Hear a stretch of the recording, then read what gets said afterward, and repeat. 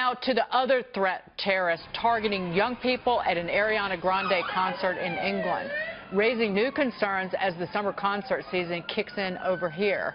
And it's not just concerts. We're talking theme parks, sporting events. They could be vulnerable as well. So how can parents keep their kids safe?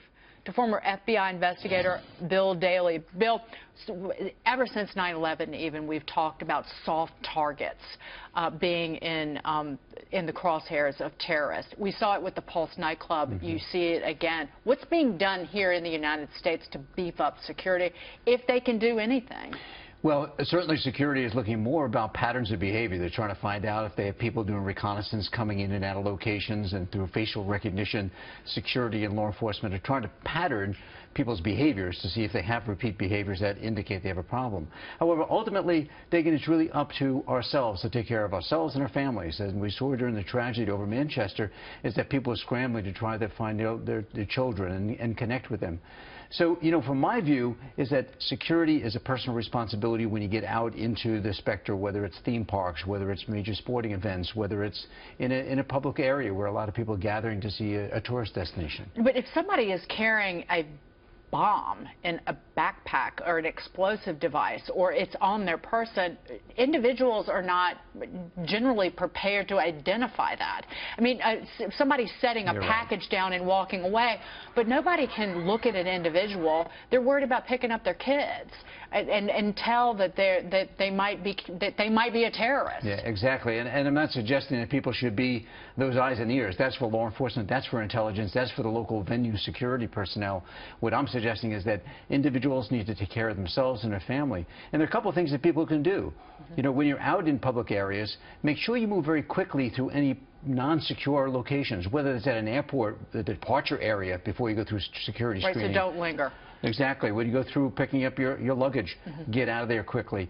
If you're at an entry or exit point, as we just saw up in Manchester, but other places, to a venue, whether it's to an amusement park or to a sporting event, move out of there quickly, but also keep an eye out for ways to get out of the area. If something does happen, you want to be able to know where the nearest exit is, what's the pathway. Exits, right. Exactly. What's the path of least resistance for you to get out of that emergency situation.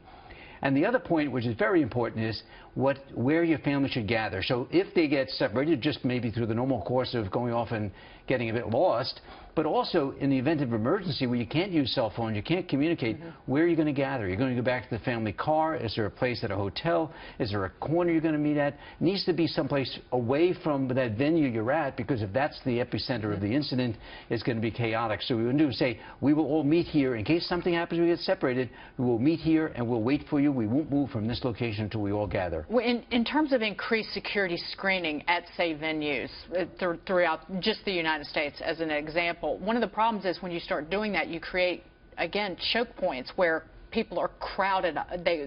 You come up with crowds, and you make those people somehow even more vulnerable to terror attacks. Yeah, I mean, that's one of the challenges here. People often say, well, then just move the security checkpoint out further.